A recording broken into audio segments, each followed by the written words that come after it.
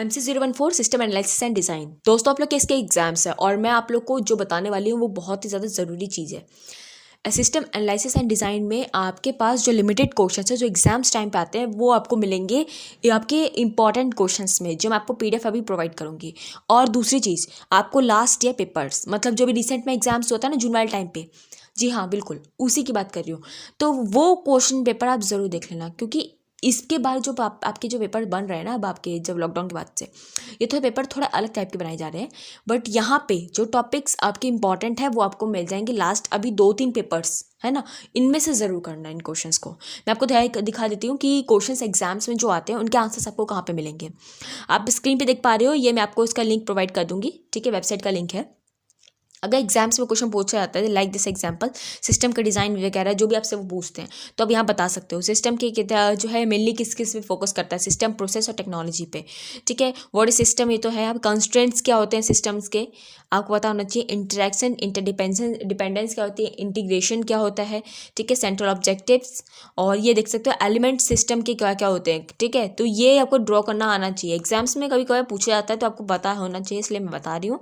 नीचे जब चलेंगे यहाँ पे आप देख सकते हो लिखा गया है क्लोज, ओपन और क्लोज सिस्टम क्या होता है। एग्जाम्स में पूछा आता है कि सिस्टम एनालिसिस डिजाइनिंग में ओपन और क्लोज सिस्टम को क्या कहते हैं, क्या होते हैं। तो प्लीज़ आपको मैं बता देती हूँ, यहाँ पे सभी के आंसर मिल जाएंगे। अडेप्टिव और आपके जो है नॉन अडेप्टिव सिस्टम कौन कौन से होते हैं, परमानेंट टेम्परेरी सिस्टम क्या होते हैं, मैन्युफैक्चर सिस्टम कौन कौन से होते हैं, ये सारे जितने लिखे गए ना यहाँ पे, ये सब एग्जाम्स टाइम पे पूछे जाते हैं अलग अलग तरीके से, तो आप इसे ज़रूर करना। आपका देखो सिस्टमैटिक मॉडल कैसा होता है, सिस्टम मॉडल्स में सिस्टमैटिक मॉडल कैसा होता है, फ्लो सिस्टम मॉडल कैसा होता है, स्टैटिक सिस्टम मॉडल कैसा होता है, डायनेमिक कैसा होता है, क्वेश्चंस एग्जाम्स में देते हैं। कैटेगरीज की बात करें, आगे देख सकते हो कैटेगरीज ऑफ इंफॉर्मेशन, ये इस तरीके का डायग्राम ये देख रहे हो ना स्क्रीन पे, इसका क्वेश्चन आता है एग्जाम्स टाइम पे, तो देखना इसको जरूर। स्ट्रेटेजिक जो है इन्फॉर्मेशन, मैनेजरियल इन्फॉर्मेशन अलग अलग से यहाँ बताया गया सबके बारे में एक्सप्लेनेशन। ऑपरेशनल इन्फॉर्मेशन, अगर और लिखना चाहते हो तो एक रिक्वेस्ट है आप लोगों से कि जाके क्रोम ब्राउजर पे सर्च आउट करना, क्वेश्चन जो आपके पास होंगे ना उनको सर्च करना, आपको मिलेंगे, ठीक है। SDLC क्या होता है देख सकते हो, क्वेश्चन एग्जाम में बिल्कुल पक्का है कि SDLC से आपके क्वेश्चंस आते ही आते हैं, ठीक है। SDLC वाले पार्ट्स को कर लेना कि उसकी फॉलोइंग एक्टिविटीज़ कौन कौन सी होती हैं और वो एक्टिविटीज़ कैसे फेसिस कैसे वर्किंग करते हैं, मतलब कैसे उसका डायग्राम बनता है एक्चुअल में। देख सकते हो ये आपका पूरा ये स्ट्रक्चर, ये प्लानिंग, फिर एनालाइज करना, फिर डिज़ाइन करना, ये इम्प्लीमेंट करना, तब मेंटेनेंस। उसके बाद ये क्या बताया गया है आपको, SDLC बताया गया system development life cycle, system का डेवलपमेंट और उसकी लाइफ साइकिल कैसे चलती है।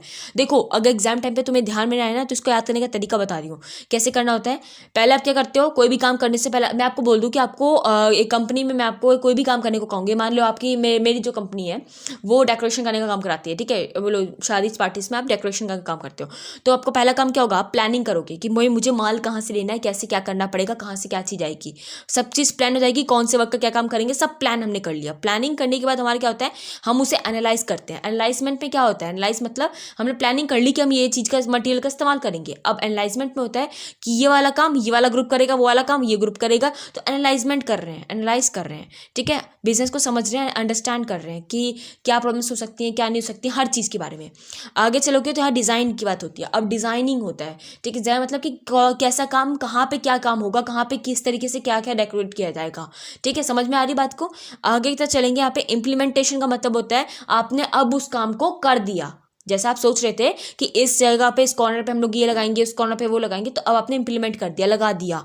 इसके बाद क्या होता है, आपके पास जो आपका जो भी आपका जो पार्टी लॉन, जो पार्टी हॉल है आपकी, वो अब तैयार हो गई, तो उसका अब काम क्या होगा आपका, अब उसको आप मेंटेन करते रहो। मेंटेन मतलब कि अब उसको रखवाली करते रहो, देखते रहो कि भाई कुछ चीज़ खराब ना हो, खराब हो तो उसको आप ठीक ठाक कराते रहो। इसी तरीके से आपकी कंपनीज में वर्किंग होता है। तो यही चीज़ सिस्टम की बात की गई है, ठीक है।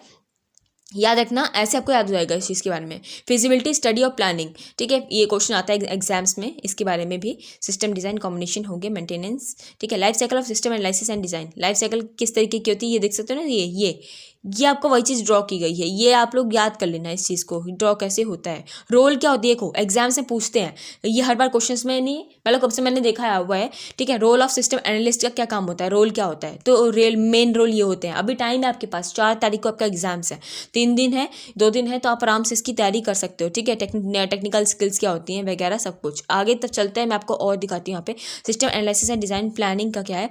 रिक्वायरमेंट डिटर्मिनेशन क्या होती है इसकी, मेजर एक्टिविटीज़ क्या क्या होता है, इसका काम करने का मेजर वर्किंग क्या होती है।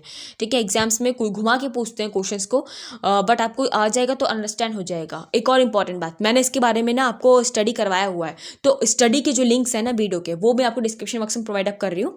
और एक और चीज़ है जो कि इंपॉर्टेंट है आप सभी के लिए जानने के लिए, कि एग्जाम्स में एक्चुअल में जो ये क्वेश्चंस आ जाते हैं ना, तो इन क्वेश्चंस के लिए एक चीज़ का और प्रिपरेशन करना ज़रूरी है। मैं आपको दिखा देती हूँ, एक मिनट पे आप लोग देख सकते हो यहाँ पे स्क्रीन पे मैंने क्वेश्चन पर डाउनलोड किया।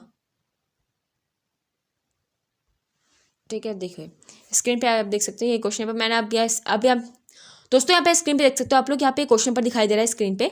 ठीक है, what is prototyping approach by for system design, explain the steps involve in a prototyping process with the help of an diagram. ठीक है, देख सकते हो प्रोटोटाइप वाले क्वेश्चन आता है, आया हुआ है प्रोटोटाइपिंग अप्रोच क्या होती है और उसको कैसे जो है एक्सप्लेन करना है आपको, स्टेप्स कैसे वर्किंग करते हैं। आगे तो चलेंगे, DFD क्या होता है। ठीक है, डाटा फ्लो डायग्राम क्या होता है। जैसे कि आपको नहीं पता ना एग्जाम्स टाइम पे, तो आपको एक्चुअल बताऊँ रीजन की कुछ इंपॉर्टेंट क्वेश्चन है जिनको जरूर करना है। DFD आपका है, MIS आपको करना पड़ेगा। ठीक है, एजम्पशन सिस्टम बोला है कि देख सकते हो जरूर बनाना है, तो जरूर कर लेना इस चीज़ को।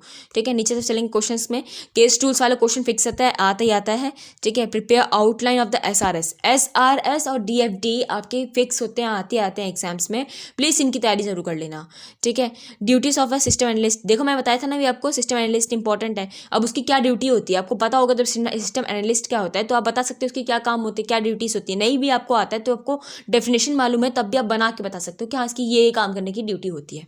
ठीक है, टेक्निकल मैनेजमेंट और स्किल कैसे होती है, टेक्निकल स्किल्स क्या होती है, मैनेजरियल स्किल्स क्या होती है, रिक्वायर्ड होती है जॉब एनालिसिस एनालिस्ट में, रिक्वायरमेंट्स की होती है कि नहीं होती है। मैं आपको बताया था ना कि जब आप ओपन करोगे ना, मैं आपको लिंक दे दूँ डिस्क्रिप्शन बॉक्स में, तो आपको इसका आंसर समझ में आ जाएगा। वहाँ पे रीड करना बहुत आसान है, बहुत ज़्यादा आसान है, अपनी लैंग्वेज में इसको लिख सकते हो। नीड क्या होती है, फिजिबिलिटी एक्चुअल में बहुत इंपॉर्टेंट चीज़ है। ठीक है, आपको वहाँ पे सभी के नोट्स मिलेंगे, अच्छी तरीके से कर लेना तैयारी इसकी। ठीक है, मॉड्यूलरिटी इन सिस्टम क्या होता है, पढ़ोगे बहुत आराम से हो जाएगा। क्लास डायग्राम, ER डायग्राम आपको बनाने आना चाहिए। ठीक है, विद एन एग्जाम्पल्स के साथ आपको बताया गया। ठीक है, SDLC में आपको बताया ना बहुत इंपॉर्टेंट है, SDLC आपका इंपॉर्टेंट है, फिक्स्ड है, एग्जाम्स में पक्का आता है। ठीक है, नीचे तरफ चलेंगे, यहाँ पे डिस्ट्रीब्यूटेड सिस्टम क्या होता है, स्ट्रक्चर चार्ट क्या होता है, इंटरनल एक्सटर्नल इन्फॉर्मेशन क्या होती है, रिस्क एनालिसिस क्या होता है। एग्जाम्स में नहीं मालूम है, मुझे नहीं आता, तो मैं कैसे लिखूंगी इसको, बाय एनी चांसेस में आप कुछ मत पढ़ के जाओ, आप ऐसे ही जाओ। आपको केवल इतना पता है सिस्टम एनालाइज और डिज़ाइन का पेपर है, सिस्टम को एनालाइज करना, उसको डिज़ाइन अप करना। ठीक है, मतलब मेनली मेरा यही जो काम है, हम सिस्टम के डिज़ाइनिंग की बात करेंगे और उसके एनालाइजमेंट की बात करेंगे। ओके। तो अब डिस्ट्रीब्यूटेड सिस्टम का काम होगा, जैसे डिस्ट्रीब्यूटेड का मतलब क्या होता है, डिस्ट्रीब्यूट करना किसी चीज़ को। तो अब आप बात किसकी कर रहे हो, अपने जो है अपनी कंप्यूटर साइंस की बात हो रही है। ठीक है, हमारे सिस्टम की बात हो रही है। सिस्टम क्या करता है, डिस्ट्रीब्यूटेड कब करता है, जब आपके डाटा को डिस्ट्रीब्यूट किया जाता है, दूसरी जगह पे डाला जाता है, पुट अप किया जाता है। तो डिस्ट्रीब्यूटेड सिस्टम का मतलब यही होगा, डिस्ट्रीब्यूट करना, चीज़ों को आराम से सक्सेसफुली तरीके से डिस्ट्रीब्यूट कर लेना। तो इस तरीके से बना के आप इसके लिख देना, फिर इसके एडवांटेजेस क्या हो सकते हैं, नहीं हो सकते, डिसएडवांटेज क्या हो सकते हैं। मैं कह रही हूँ, सच्ची बता रही हूँ, एग्जाम्स में ऐसे लिखा जाता है, ऐसे ही लिख देना जब आपको क्वेश्चंस नहीं आता है तो। स्ट्रक्चर चार्ट कैसे होता है, स्ट्रक्चर चार्ट में क्या होता है, यहाँ पे स्ट्रक्चर्स आपके सभी स्ट्रक्चर का चार्ट बना जाता है, जहाँ से आपको बिल्कुल क्लैरिटी तरीके से पता चल जाता है कि भाई इस स्ट्रक्चर जो है, इस चीज़ का ये पूरा का पूरा चार्ट है, जो कि वर्किंग कैसे करता है वो सब हमें शो होता है। This is called the structure chart. इस तरीके से आप एक्सप्लेन कर सकते हो अपनी लैंग्वेज बना के। इंटरनल एक्सटर्नल इन्फॉर्मेशन क्या होती है, इंटरनल इन्फॉर्मेशन मतलब अंदर की बात, और एक्सटर्नल मतलब बाहर की बात। आपके सिस्टम की बात की जा रही है तो सिस्टम के अंदर क्या होता है जो आप नहीं अंडरस्टैंड कर सकते, इसे सिर्फ कोडिंग होता है, प्रोग्रामर होता है, वो वही अंडरस्टैंड कर सकता है कि इंटरनल बेस पे वर्किंग कैसे हो रही है। एक्सटर्नल इन्फॉर्मेशन जो होती है, बाहरी इंफॉर्मेशन लाइक दिस, जिसके बारे में भारी इंफॉर्मेशन आपको पता चल जाएगी कि आउटर इन्फॉर्मेशन में, आउटर में ये है सिस्टम में बाहर से दिखाई दे रहा है भाई ये हमारी चिप है, रैम है, ये वगैरह बहुत कुछ। तो ये सब चीज़ें होती हैं। ठीक है, रिस्क एनालिसिस में आप लोग बता सकते हो, रिस्क एनालाइजमेंट। अब आपको सिस्टम डिजाइनिंग वाले की बात की जाए तो रिस्क एनालाइज कैसे करोगे, तो रिस्क कैसे एनालाइज होता है, इसमें रिस्क क्या क्या होता है, इसके बारे में आपको जब वो पढ़ोगे ना नोट्स में, आपको मिलेगा, इसका प्रॉपर आंसर मिलेगा वहाँ से। ठीक है, आई होप अब आपके डाउट्स क्लियर हो गए होंगे। अब एग्जाम्स के लिए कोई दिक्कत नहीं होगी, किसी भी बच्चे को दिक्कत नहीं होने वाली है कल के एग्जाम्स के लिए। और एक और चीज़ सबसे ज़्यादा इंपॉर्टेंट बोल देती हूँ कि एग्जाम्स में बिल्कुल भी घबराना नहीं होता है। पहली चीज़ तो जो बच्चे सोचते हैं कि बहुत हार्ड है पेपर, बहुत ज़्यादा मतलब नहीं होगा हमसे, ऐसा कुछ नहीं है, ऐसा कुछ नहीं है। एक और बात बोलना चाहती हूँ, प्रैक्टिकल की मैंने वीडियो बना दी है, जाके देख सकते हो, पहले देख लेना, क्योंकि एग्जाम्स कैसे होने वाले हैं आप लोग के इस बार और क्या प्रॉब्लम्स क्रिएट होती है बच्चों के साथ, वो भी मैंने बताई हुई है। ठीक है, अगर कुछ और दिक्कत है तो आप नीचे कमेंट बॉक्स में मुझसे कमेंट कर सकते हो। कोई क्वेश्चन नहीं आ रहा है तो कमेंट बॉक्स में मुझसे क्वेश्चन पूछो, क्वेश्चन भेज के पूछो। ठीक है, मिलते हैं नेक्स्ट वीडियो में again. Thank you so much.